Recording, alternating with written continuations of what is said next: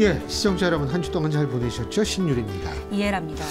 얼마 전에 메이데이, 네. 요새는 근로자의 날이라고는 합니다만 예전에는 노동절이라고 했죠. 네. 사실 노동절, 근로자의 날 마찬가지인데 노동이라는 것은 상당히 저는 중요하고 신성한 것이라고 생각을 합니다. 노동절, 메이데이. 그래서 그날 또 쉬시는 분도 많았고 하지만 안타깝게도 그날 또 일하시는 분들도 많았을 겁니다. 그리고 또 그날 굉장히 안타까운 소식이 들려왔었죠. 이 건설 현장에서 일하는 노동자 한 분이 또 분신을 하는 정말 안타까운 소식도 있었습니다. 그렇기 때문에 우리가 메이데이, 노동절이 근로자의 날이 그냥 쉬는 날이라고 얘기하기는 정말 모호하다는 생각이 드는데요. 어쨌든 지금 그날을 비롯해서 우리나라는 계속 많은 일들이 벌어지고 있습니다. 심지어 윤석열 대통령의 방미 성과를 두고도 지금 여러 가지 얘기들이 많이 나오고 있기 때문에 오늘 그런 부분을 좀 알아봐야겠죠? 네, 많은 현안에 대해서 두루 관심을 두고 살피고 계신 분입니다. 더불어민주당 고민정 최고위원과 함께하겠습니다. 안녕하십니까? 안녕하십니까? 네, 반갑습니다. 네.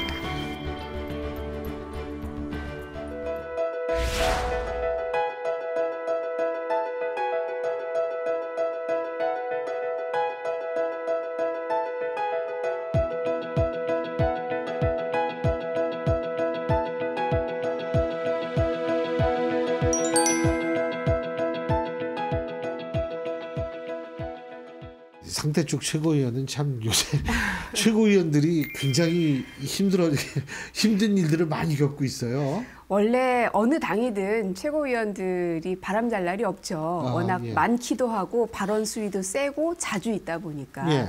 근데 이제 그쪽 당에서 최고위원이 결성되기 전까지는 이제 저희한테 집중되어 있었는데 그게 요새는 완전히 다 저쪽으로 가버렸어요, 이슈가. 그래서 근데 좋은 이슈로 가버린 게 아니어서 한편으로 다행이라는 생각도 들었다가 한편으로는 그분들 참 힘들겠다 생각이 들었다가 뭐 오만 생각이 다 듭니다. 태영호 의원이 본인 의원실에서 보좌진에게 그런 식으로 얘기를 들었다라는 걸 얘기한 녹취가 공개된 거 맞죠? 그렇죠. 그죠? 네. 네. 맞습니다. 그러니까 이거는 누군가가 외부에서 녹음을 한 것이 아니기 때문에 태영호 의원실에 있는 누군가가 태영호 의원의 의도로 흘려진 것인지 아니면 태영호 의원이 아닌 다른 누군가의 의도로 흘려진 것인지는 모르겠으나 명백한 거는 그 안에 있는 누군가가 흘린 건 맞다. 그럼 태영호 의원의 의도였다면 그 의도가 뭐였다고 보세요? 그러니까 사실은 태영호 의원님의 생각이 어디로 튈지는 참 알기가 어렵기는 합니다. 근데 하필이면 그날 보도된 날이 징계 절차가 개시되는 날이었기 때문에 뭔가 이거를 만회해보고자 하는 생각이 있었나 하는 생각이 드는데 그건 너무 근데 단견이거든요. 당장은 어떨지 모르겠지만 그 날이 가면 갈수록 후폭풍은 훨씬 더 커질 것이고 그 후폭풍은 자기한테로 닥칠 것이어서 어떤 정치인도 사실은 그런 행위를 하지 않았을 거거든요.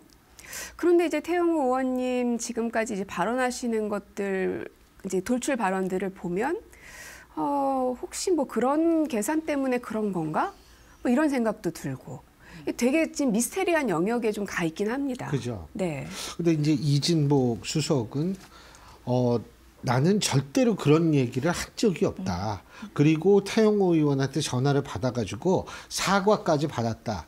그래서 사과를 해가지고 그래 그러면 그냥 여기에서 끝내자라고 얘기를 했다라는 얘기를 하거든요. 그러니까 이 얘기의 진위는 우리가 알 수가 없어요.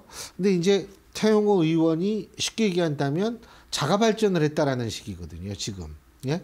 근데 본인이 그렇게 얘기를 한 의도가 뭔지는 모르겠습니다만 뭐 계속 또 4.3 관련 발언 같은 건 소신이다 이렇게 얘기를 하는데 같은 정치인 입장에서 볼 때에는 조금 어떻게 평가하세요? 행동이 우리가 일반적으로 이렇게 봤던 거하고 조금 다른 측면도 있는 것 같아요. 네, 많이 다른 것 같아요.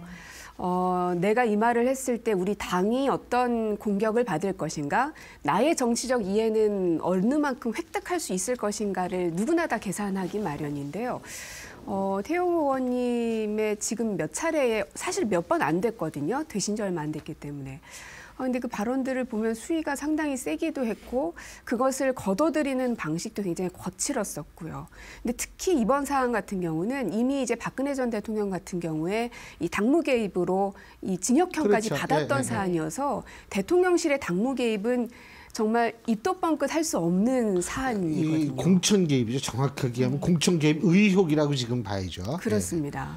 그렇기 때문에 이진복 수석은 이거는 아니다라고 이제 명확하게 선을 긋기는 했지만 하지만 이제 국민들의 의혹까지 말끔하게 해소됐느냐, 그건 아니라는 거죠. 왜냐하면 윤석열 대통령실의 이 당무 개입과 관련된 이번에 건 이제 공천 개입이기 때문에 훨씬 더 깊은 내용인데 그 이전부터도 당무에 대통령이 너무 많이 개입하려는 것 아니냐라는 의혹들이 몇 차례 좀 언급이 된 바가 있었기 때문에 국민들 눈과 귀로는 뭔가 있었을 수도 있지 않았나? 라는 생각을 갖게끔 만들었던 사건이라는 겁니다. 그래서 아마 대통령실도 굉장히 곤혹스러울 거고 그래서 저는 예측컨대 조만간 대통령실에서 어떤 방식으로든 이 사인 내려가지 않을까. 그래서 태영호 최고위원한테요? 네. 그러니까 국민의힘 지도부에게. 지도부에게. 왜냐하면 앞으로는 태영호 의원님이 어떤 발언을 해도 정권의 정책을 옹호하는 발언을 해도 하명 발언 아니야라는 의혹을 모두가 다 갖게 돼버렸거든요. 그 부담은 사실 대통령실이 가장 크지요. 그 리스크를 계속 안고 갈 수 있을 것인가. 근데 대통령실 지금까지 보면 뭐 유승민 또 이준석, 나경원 뭔가 문제가 되는 사람들마다 단호하게 잘라나갔던 거를 생각을 해보면 결국 태영호 의원님도 그런 수순으로 들어가려는 것 아닌가라고 저는 이제 좀 추측을 해봐요. 이번 일을 계기로 해서. 예. 네.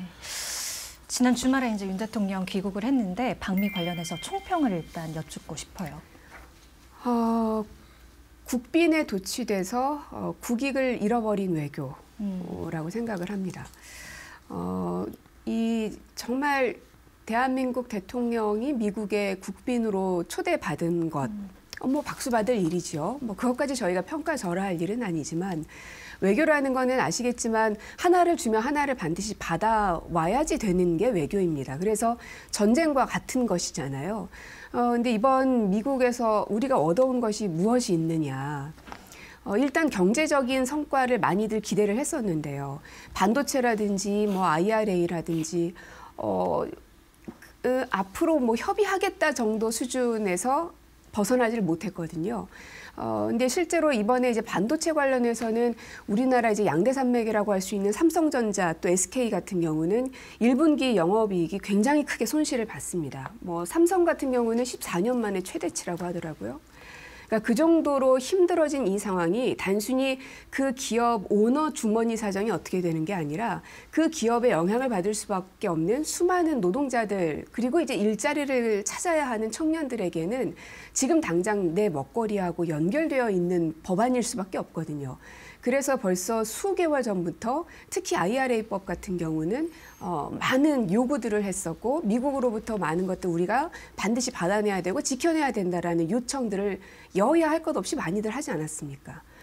그러나 지금 손에 우리 잡히는 게 뭐가 있습니까? 아무것도 없죠.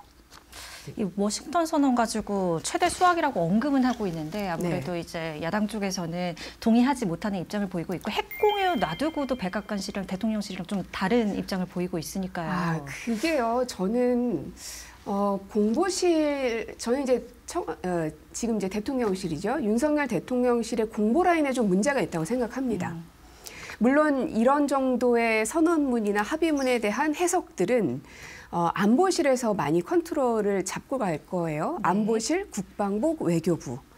대변인단에서 왈가왈부할 수 있는 사안은 아닐 겁니다. 근데 다만 기자들에게 설명하는 과정에서는 당연히 이제 대변인단에 있는 누군가의 입을 빌릴 수밖에 없을 텐데 핵 공유, 사실상의 핵 공유다라고 우리나라에서는 대대적으로 홍보를 했고 보도가 쫙 나갔는데 바로 미국에서 아니라고 그냥 단정적으로 반박을 해버렸잖아요.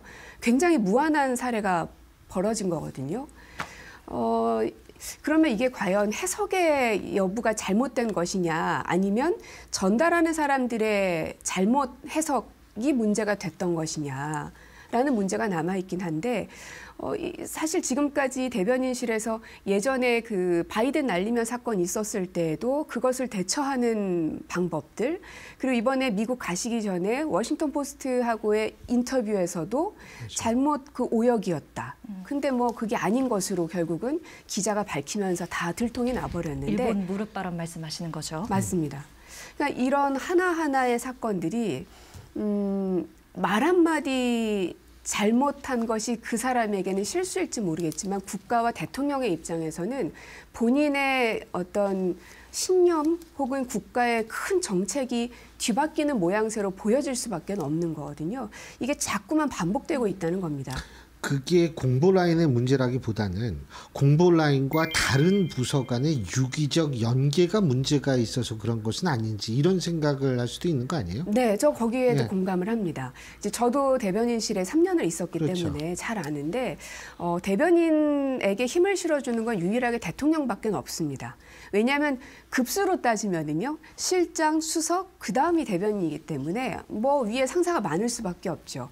그러나 대변인이 권한을 가질 수 있는 유일한 방법은 대통령이 직접 지시하는 것이거든요. 그리고 대통령이 직접 그 브리핑에 대해서 서로 의견을 주고받는 것들이 반복이 되면 다른 부처 혹은 다른 부서에 있는 실장이든 수석이든 할 것 없이 대변인에게 더 많이 설명하려는 노력을 기울이지 않을 수가 없습니다.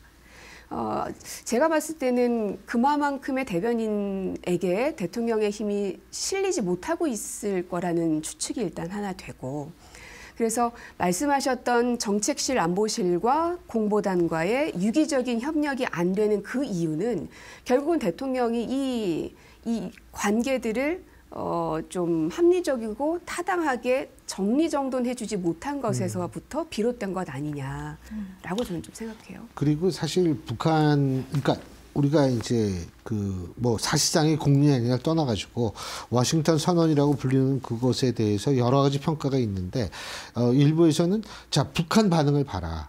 이 북한이 지금 뭐 온갖 막말을 다 쏟아내면서 엄청나게 반발하고 있다. 이걸 보면 네. 결국은 이 워싱턴 선언이 성공한 거 아니냐 이런 주장이 나오는데 거기에 대해서는 어떻게 보세요? 아이고 그렇게 따지면 문재인 정부 때 북한에서 엄청 입에 담기 힘든 말들을 쏟아냈었죠. 삶은 뭐 이런 거 말씀하시는 많았잖아요. 거죠. 네.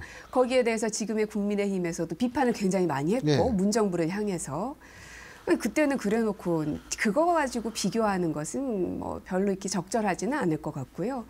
아주 객관적으로 봤으면 좋겠습니다. 이번에 이제 정부에서 설명한 것들을 보면은 NCG 핵협의 그룹 여기에 대한 성과가 있다라고 많이 홍보를 하시던데 그러니까 협의를 할 수 있는 이 협의체를 만들었다는 것인데 그러면 대한민국 정부의 그런 핵 협의체가 전무했으면 이게 큰 의미가 있을 수 있지요. 그러나 전무하지 않습니다. 제가 살펴보니까요. 국장급에는 EDPC 있죠. 차관복급에서는 DSC가 있었고요. 차관급에서도 EDSCG가 있습니다. 네, EDS 2016년에 만든 거죠. 네, 그러니까 이미 이러한 협의체들은 존재하는 상황인데 그러면 여기에서 한 단계 업그레이드를 했더라면 나토에서 운영하고 있는 NPG, 근데 여기는 기획이잖아요. 플래닝. 기획 단계까지 갈 수 있는 정도로 업그레이드를 했더라면 또 모르겠는데 그것도 아닌 것이고요. 그리고 장관급까지 확장했더라면 또 모르겠는데 그것도 또 아닌 것이고요. 차관 복급이죠. 차관 복급을 알고 있습니다. 예. 그래서 이것이 어느 측면에서 성과라고 말할 수 있는가?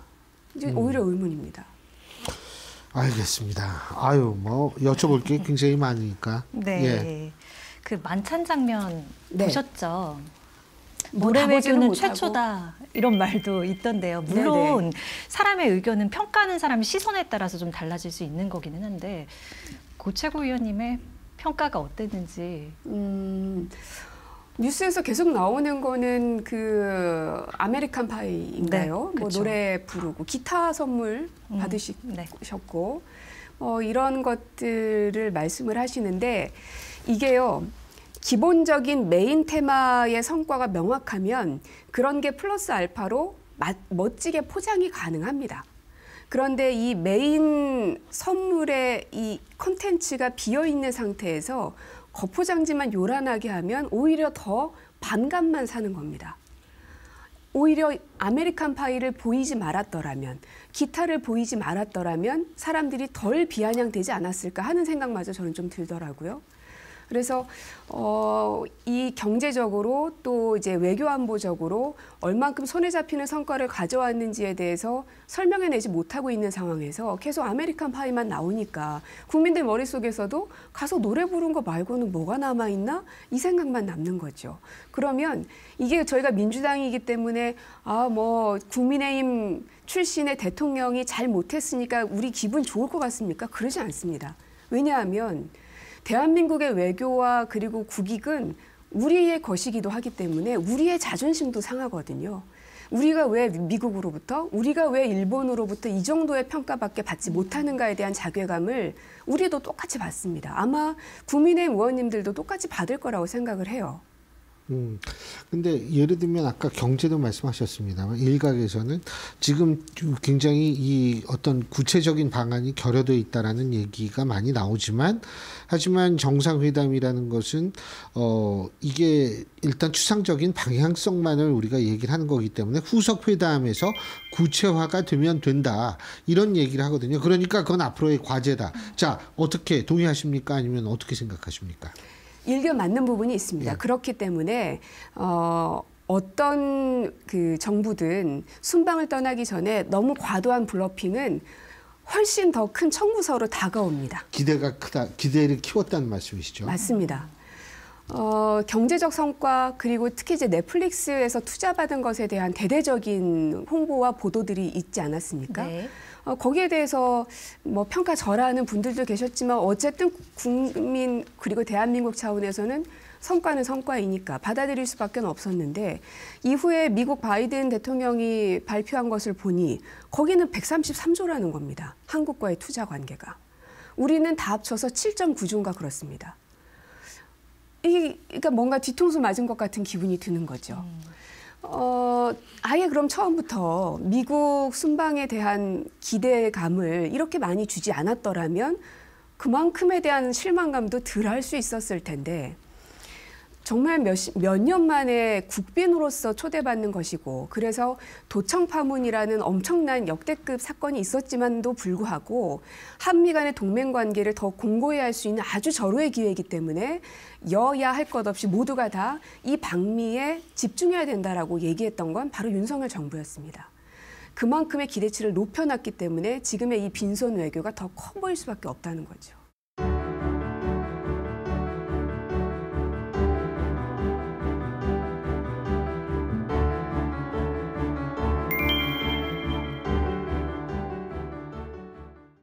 대통령 배우자법도 얘기가 나오더라고요. 그 과정에서 김건희 여사가 또 넷플릭스 관련한 내용에 대해서 보고를 받았다 이렇게 되면서 얘기가 또 됐잖아요. 네. 어떻게 보십니까 이거는? 지금이라도 당장 이부속실 만들어야 됩니다. 제2부속실. 네. 그러니까 그 얘기는 활동을 하지 말라는 얘기가 아니라 하려면 좀 계획적이고 좀 시스템적으로 관리도 받고 이런 맞습니다. 식으로 하라 이 말씀이시는 거예요? 맞습니다. 김건희 여사는 애초에 시작할 때 나는 아무것도 하지 않겠다라고 선언했지만 저 그 말 믿지 않았습니다. 영부인이라는 위치가 안 하고 싶다고 해서 안 해지는 자리가 아니기 때문입니다. 반드시 순방을 나가게 되면 그 격을 맞춰야 되기 때문에 상대국의 그 영부인이 오시면 우리도 가야 하는 게 외교 결례를 범치 않는 것이어서 할 수밖에 없을 거거든요. 그러나 이부속실을 만들지 않음으로 인해서 무슨 큰 문제가 생기냐면 영부인이 과도하게 대통령의 모든 것에 대해서 관여할 수밖에 없는 상황이 계속 반복되는 겁니다.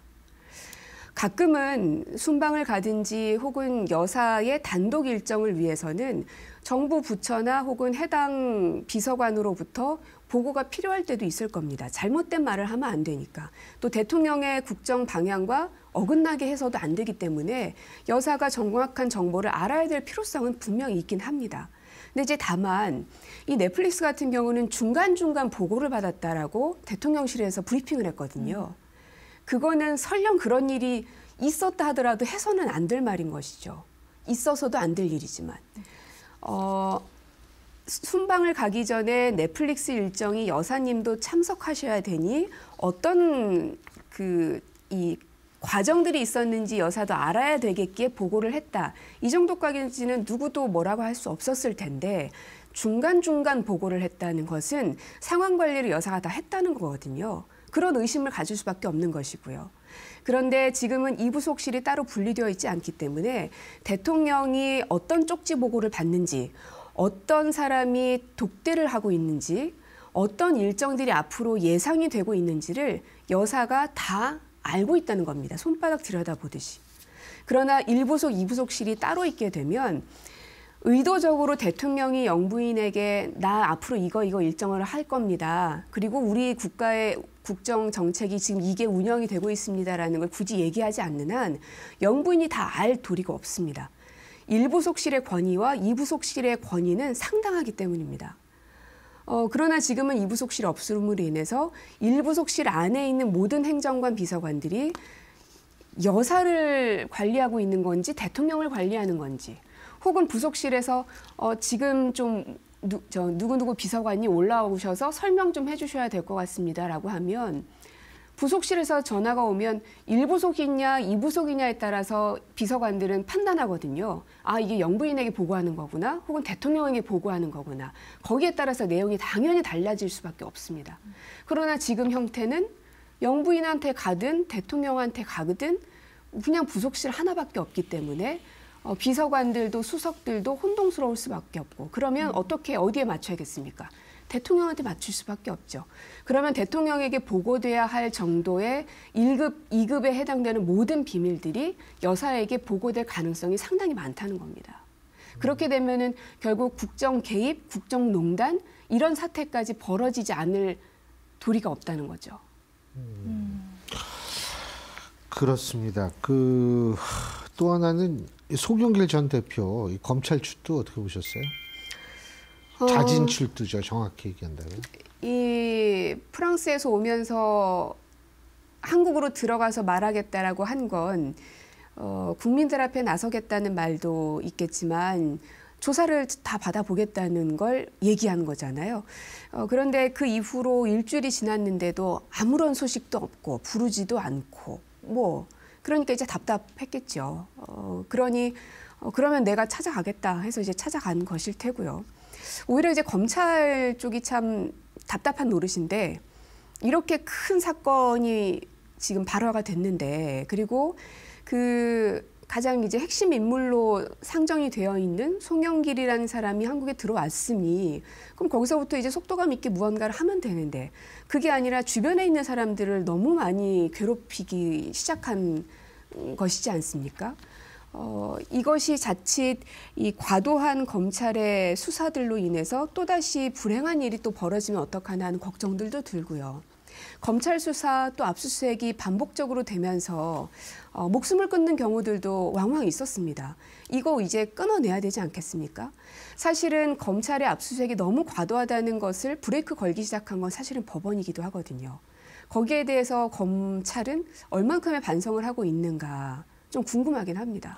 근데 예를 들면 본인이 이렇게 자진 출두, 물론 처음은 아니죠. 과거 이회창 한나라당 총재도 자진 출두한 적이 있고 황교안 당시 대표도 자진 출두한 적이 있고 자진 출두한 적은 좀 있는데 문제는 뭐냐면 정치인들은 이거 좀 답답하니까 출두해야지 하고 다른 국민들은 답답하지만 기다리는 거 이건 법 앞에서의 평등에서 어긋난다 이런 얘기가 나올 수밖에 없는 거 아니겠습니까? 어떻게 보십니까? 그런 측면도 있을 수 있습니다. 그래서 이 검찰이 모든 것을 마치 신처럼 손바닥 위에 사람을 올려놓고 있는 이 형국이 정치인뿐 아니라 정말 말씀하신 대로 일반인들의 삶까지도 다 쥐락펴락하고 있는 게 검찰의 권력입니다. 그것을 어떻게 통제할 수 있을 것인가가 입법기관이 해야 될 몫인 거고요.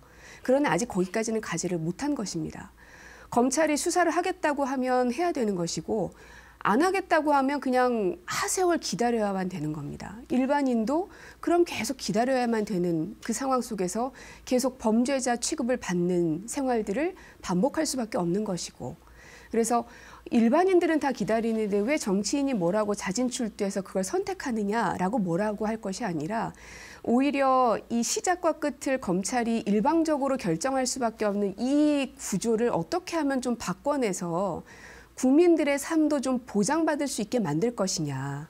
법 앞에서 모두가 평등하다고 말로는 얘기하지만 실제로 이 검찰이라는 검찰청 안에 들어가서는 그렇지 않다는 게 현실이거든요.